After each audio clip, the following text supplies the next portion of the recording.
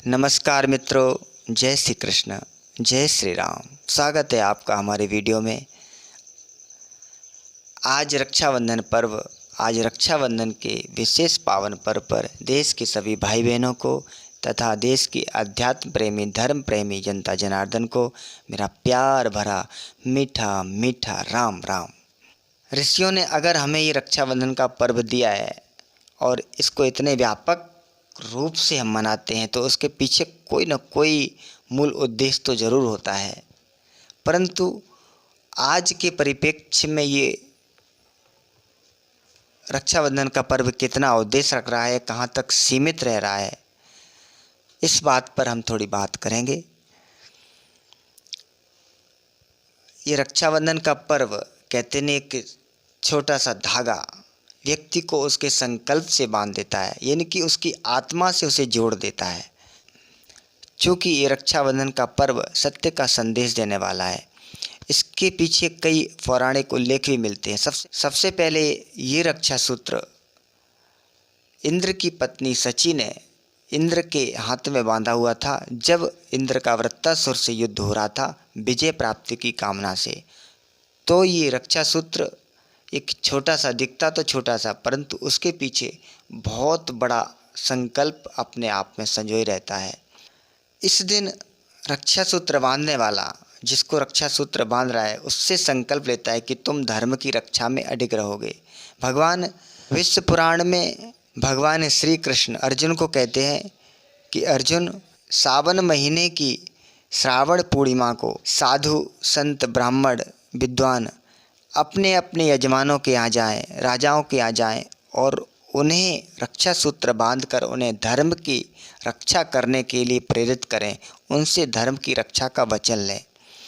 मुख्य रूप से यह पर्व धर्म की रक्षा के लिए बना है।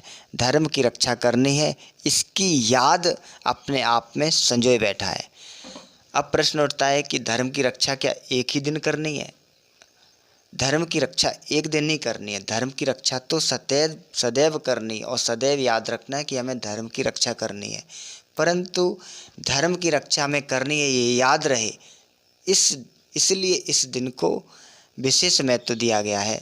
हालांकि ये पर्व अब सिर्फ भाई बहन तक ही सीमित रह गया है कि बहनें ही अपने भाई के हाथों में राखी बांधेंगी, परंतु शुभ संकल्प की भावना से कोई भी श्रेष्ठ जनों को राखी बांध सकता है और उनसे अपनी रक्षा का वचन ले सकता है, लेना चाहिए। कहते हैं धर्मो रक्षति रक्षिता, जो धर्म की रक्षा करता है धर्म उसकी रक्षा करता है।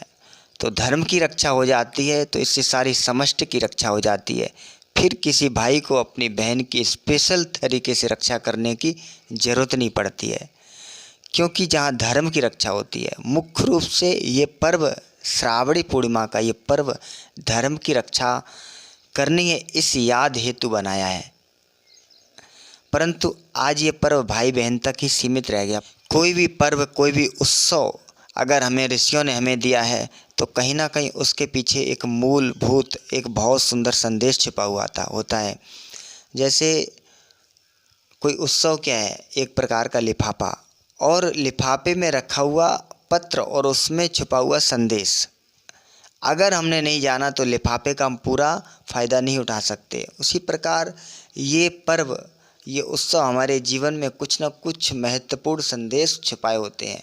उन संदेशों को हमें जानना होगा, समझना होगा।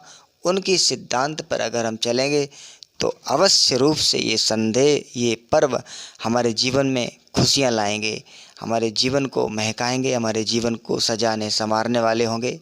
वैसे तो रक्षाबंधन पर्व हमारे देश में भाई बहनों के प्यार के प्रतीक के रूप में ज़्यादा मनाया जाता है कि बहन अपने भाइयों के हाथ में राखी बांधती है और रक्षा का वचन लेती है कि तुम हमारी रक्षा करोगे।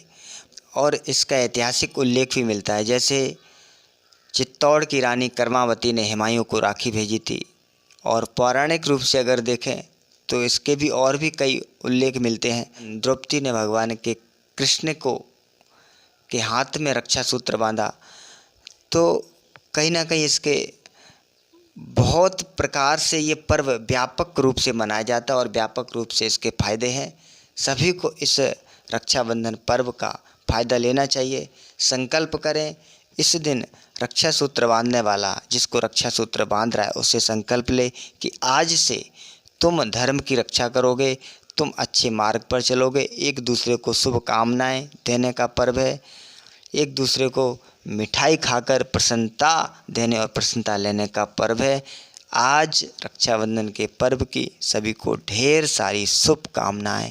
आशा है आपको ये वीडियो अच्छी लगी होगी। अच्छी लगे तो लाइक करना और कमेंट में राम राम जी ज़रूर कहना।